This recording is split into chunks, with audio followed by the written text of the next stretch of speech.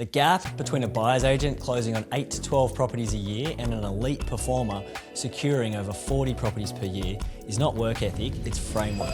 Most agents think the answer is more marketing and more leads, but the top 1% operate on a completely different system. I'm Shane Hiscock, founder of Locate Buyers Agency.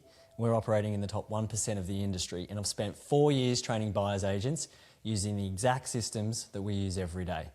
In this video, I'm breaking down the proven 8-step framework to become an elite buyer's agent and build a 40+ purchases a year business. Starting with the foundation of everything you will build is choosing the right type of goal. You have to choose a goal that excites you, that gets you fired up, a goal that if you achieved it, you would be absolutely over the moon about. I suggest you make that a 12-month goal. I stole this formula for goal setting from Bob Proctor, the renowned personal development coach. I learned from Bob that there are 3 types of goals. There's an A-type goal. This is typically a goal that's just a little bit better than what you did last year. There's a B-type goal, and this is a stretch over what you did last year, but you still feel like you've got a pretty good chance of achieving it. These 2 types of goals are the types that I find most people set. But what you actually want to set is a C-type goal. Now, a C-type goal is a goal that excites you. When you set this goal, you want to throw logic out the window, and you don't want to be stuck trying to work out how you're going to achieve it. I suggest you just focus on asking yourself this question: how would I feel if I achieved this goal? If your response is, and I'd feel amazing, and it would be life-changing, then I think you should change the goal. When I learned this formula, I was achieving numbers similar to what you might be achieving now. I was at circa 200k GCI, and I set a goal of 1 million GCI. I gave myself a short runway to hit that goal, but here is what I really learned about goals, and this might be controversial, but it's actually not about the goal itself. It's about who you need to become to achieve the goal. And something super important is that if you don't reach the goal in that time frame, it's important not to sway from the goal and go pick another goal. You just shift the date and you keep moving. Another tip, if you find yourself getting stuck trying to pick one goal because you have too many, you have finance goals, fitness goals, holiday goals, health goals, relationship goals, then just stop that. Sit back and think of a goal that if you achieved it, it means that all of those other things would be taken care of. Now, why pick just one? Because we need one North Star to aim at to build the next steps and to build your full plan. Now, the next step in this process is that you need to burn the boats. What do I mean by that? Well, you need to make a decision that this is the only goal that you're going to focus on, and you're going to focus on it until you achieve it. You aren't turning back, you won't change your mind, and you won't retreat until you reach this goal. This is going to take a lot of willpower from you, but when you actually decide mentally, you can then rule out all other goals. You'll stop yourself from getting easily distracted or sidetracked by new crazy ideas. Remember, the best of the best achieve their goals because they are laser focused. Think of the word focus as meaning follow one course until successful. If you don't decide, it's like you're sending out mixed messages to the world, and it will really hinder your speed and the ability you have to achieve the results. How do I know this? Well, when I started in buyer's agency, I was also still developing property. I had one foot in each camp. My thoughts and my actions were divided. I still wasn't sure if I really wanted to be a buyer's agent or a property developer, and things really changed for me once I committed to one path. Now, once you've committed, we move to the most critical piece of the puzzle, and this is your identity. Most buyer's agents focus entirely on tactics. They want the perfect script for referral partners, the best website design, or the ultimate Facebook ad strategy. But they never address the internal thermostat that keeps them stuck at their current income level. Why does this matter? Because in reality, 95 to 98% of your results come from your subconscious programming. You cannot outperform or out-execute a broken self-image or hidden limiting beliefs that you don't even realise are holding you back. If you subconsciously believe that you're not experienced enough or constantly wonder, who am I to charge this fee? You'll sabotage your own success. You'll have a few wins, you feel on top of the world, and then before you know it, you'll feel like you're starting over again. It's a bit of a yo-yo type of effect that I constantly see with new buyer's agents. You'll hesitate when asking for the business, and you'll discount your fees. You'll constantly second guess yourself, wondering, what do I do next? And you'll project a lack of confidence that clients can smell from a mile away. Think about it like this. If you instill a high performance engine into a car with a faulty gearbox, the car still won't win the race. Your mindset's like the gearbox. You have to rewire your brain to operate as the person you want to become rather than the person you currently are, or you'll constantly feel like you're never really gaining any ground. You'll be stuck in the yo-yo effect, and if you don't shift these internal beliefs around your value, money and expertise, no amount of marketing will get you to a 4+ deals a month. A good thing to remember is that you don't get what you want, you get what you are.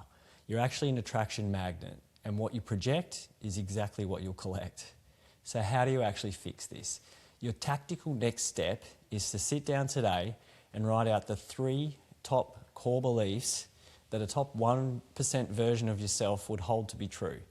Maybe it's something like, I provide immense value that far exceeds my fee, or I'm the most prepared agent in my market, or I'm consistently signing on my ideal clients and securing great properties for them with ease. Write them down, and before every client meeting or referral call, remind yourself to operate from that identity.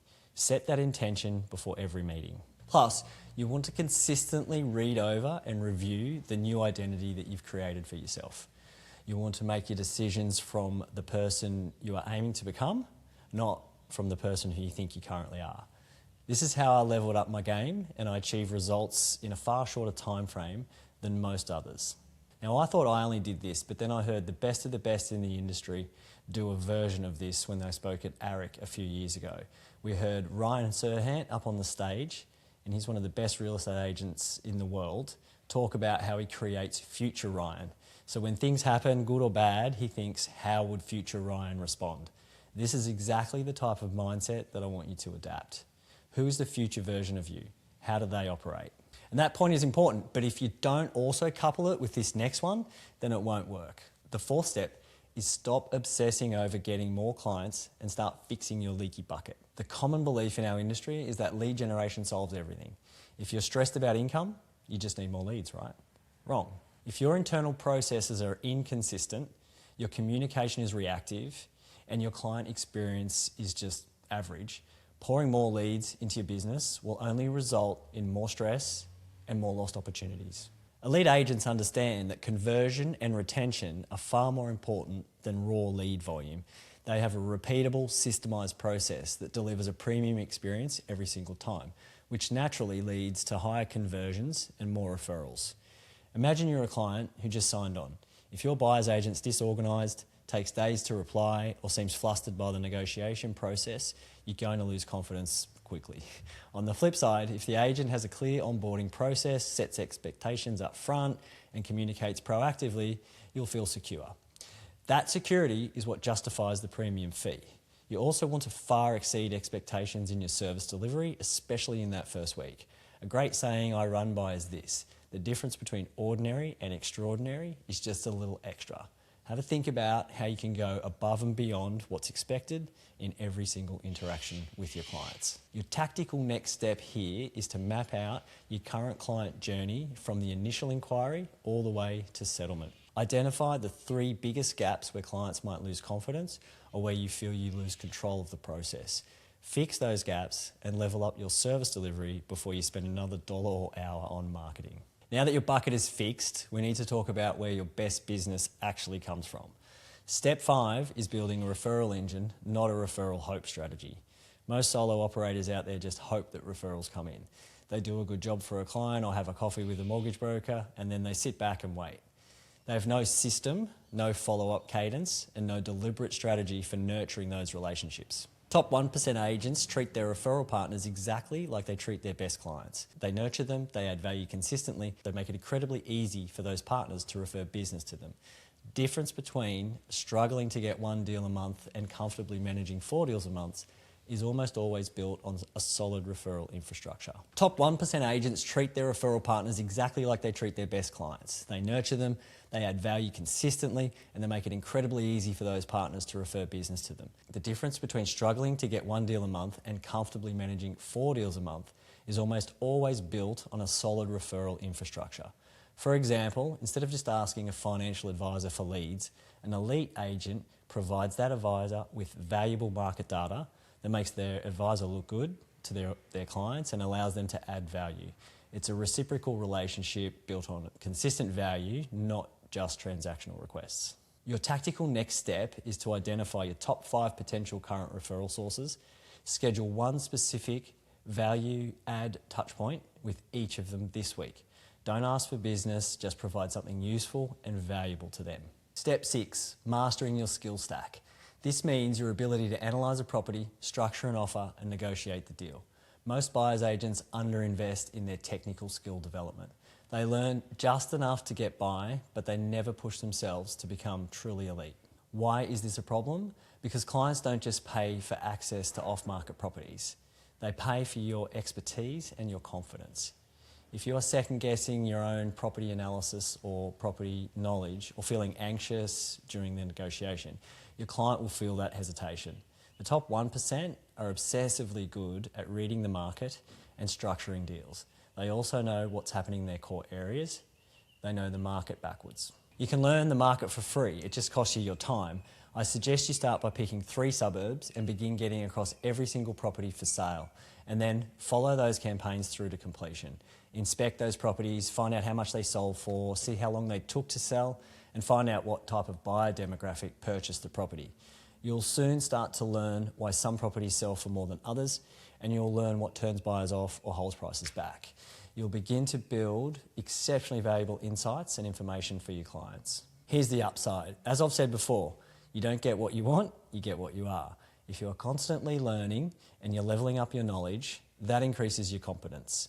And when you increase your competence, you will naturally increase your confidence. When your confidence increases, you'll attract better clients and you'll add more value to those clients. They'll love you for it, and now you're in an upward spiral. These skills compound over time, making every subsequent deal smoother and more rewarding for both you and your clients. Think of it like a professional athlete. They don't just play a game on Sunday, they spend the whole week running drills, reviewing videos, refining their technique. As a buyer's agent, your drills are market analysis and negotiation strategy. Your drills are also understanding what's happening and creating more connections and relationships, which, by the way, AI can't do. Your tactical next step is to commit to one skill deepening activity every single week. This could be doing a deep dive debrief on a recent deal, could be sitting down with a mentor to review negotiations, or spending an hour analysing market data in a new suburb. Step 7 is building your profile before you actually need it. A major mistake I see is agents only thinking about their personal brand or content when they're desperate for a new client.